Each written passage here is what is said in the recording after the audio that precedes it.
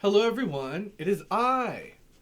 Grab a drink, grab a snack, grab a blanket, and grab a pet, and settle in because we're about to read African Myths. These are two myths that I have not yet read but have really wanted to read, so I don't know how they're going to go. And this is from the Epic Tales series, African Myths and Tales. The first one we're going to read is Why Dead People Are Buried. And this is a tale from southern Nigeria, which is in West Africa. Here we go. In the beginning of the world, when the Creator had made men and women and the animals, they all lived together in the creation land. The Creator was a big chief, past all men, and being very kind-hearted, was very sorry whenever anyone died. So one day he sent for the dog, who was his head messenger, and told him to go out into the world and give his word to all people that for the future, whenever anyone died, the body was to be placed in the compound, and wood ashes were to be thrown over it. That the dead body was to be left on the ground, and in 24 hours it would become alive again. Okay. That's a lot to unpack in one paragraph. Let's continue. When the dog had traveled for half a day, he began to get tired. So as he was near an old woman's house, he looked in, and seeing a bone with some meat on it, he made a meal off of it. And then he went to sleep, entirely forgetting the message which had been given to him to deliver. Dog, you had one job. You had one job! After a time, when the dog did not return, the Creator called for a sheep and sent him out with the same message. But the sheep was a very foolish one, and being hungry, began eating the sweet grasses by the wayside. Okay, so why isn't the Creator just giving them a snack before they go? Solving your problems right here. Like, what? After a time, however, he remembered that he had a message to deliver, but forgot what it was exactly. So as he went about among the people, he told them that the message the Creator had given him to tell the people was that whenever anyone died, that they should be buried underneath the ground. A little time afterwards, the dog remembered his message. So he ran into town and told the people that they were to place wood ashes over the dead bodies and leave them in the compound, and that they would come to life again after 24 hours. But the people would not believe him and said, "We have already received the word from the Creator by the sheep, that all dead bodies should be buried. In consequence of this, the dead bodies are now always buried, and the dog is much disliked and not trusted as a messenger. As if he had not found the bone in the old woman's house and forgotten his message, the dead people might still be alive." Rude, rude, and rude. Rude! Guys, rude! That's fun, though. Let's see. The other story I want to read, that I've been aching to read, is how a girl reached the land of the ghosts and came back. And that's from Tanzania. Oh, apologies if I butcher these names in advance. Marwe and her brother were ordered by their parents to watch the bean field and drive away the monkeys. They kept at their post for the greater part of the day. But as their mother had not given them any food to take with them, they grew very hungry. Okay, pause. Is this a recurring theme in African mythology? People are told to do something, but they can't do it because they hungry? Girl. Okay.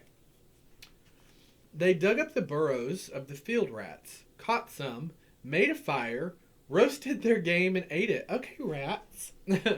Then, being thirsty, they went to a pool and drank. It was some distance off, and when they came back, they found that the monkeys had descended on the bean patch and stripped it bare. Again, you had one job. Dang. Let's see. Blah, blah, blah, blah. Stripped it bare. They were terribly frightened, and Marway said, "Let's go and jump into the pool." Why? But her brother thought it would be better to go home without being seen and listen to what their parents were saying. So they stole up to the hut and and listened through a gap in the banana leaves of the thatch. Father and mother were both very angry. "What are we going to do with such good-for-nothing creatures? Shall we beat them or shall we strangle them?" The children did not wait to hear any more, but rushed off to the pool. Marway threw herself in, but her brother's courage failed him, and he ran back home and told his parents. "Marway has gone into the pool." They went down at once, forgetting the hasty words provoked by the sudden discovery of their loss, and called again and again, "Marway, come home! Never mind about the beans, we can plant the patch again." But there was no answer. Day after day the father went down to the pool and called her, always in vain. Marway had gone into the country of the ghosts. You entered it at the bottom of the pool. Before she had gone very far, she came to a hut where an old woman lived with a number of children. This old woman called her in and told her she might stay with her.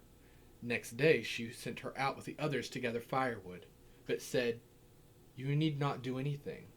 Let the others do the work."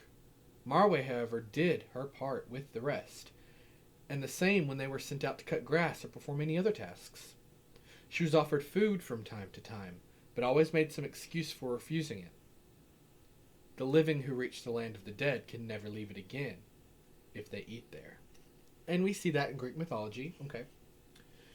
Some time went on, till one day she began to grow weary, and said to the other girls, "I should like to go home." The girls advised her to go, and tell the old woman, which she did. And the woman had no objection, but asked her, "Shall I hit you with the cold or with the hot?" What does that mean? And Marway asked to be hit with the cold.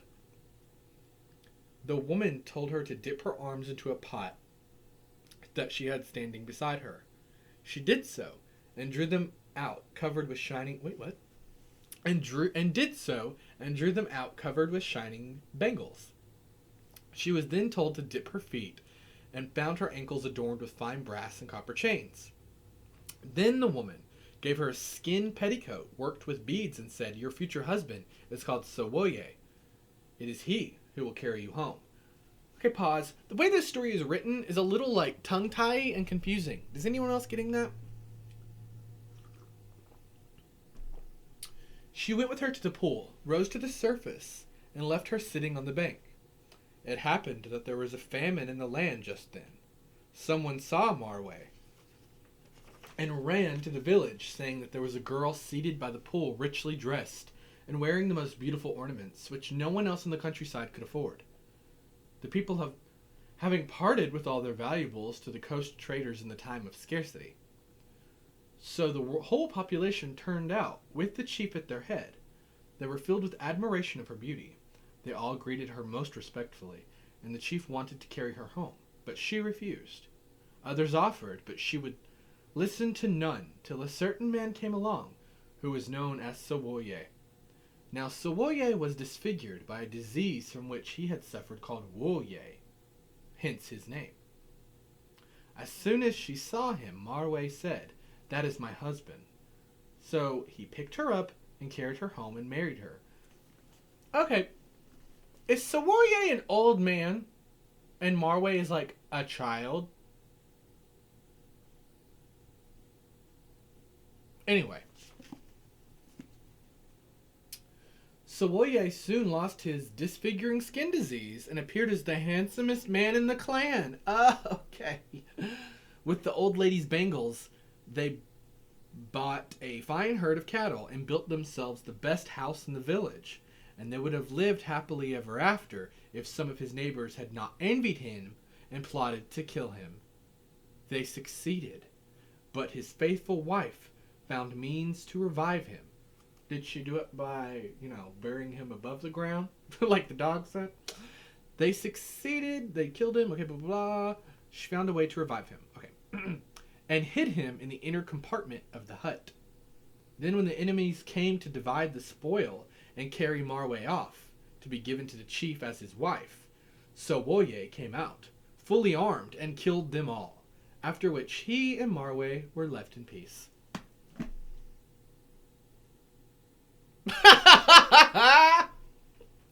Okay, African myths and tales.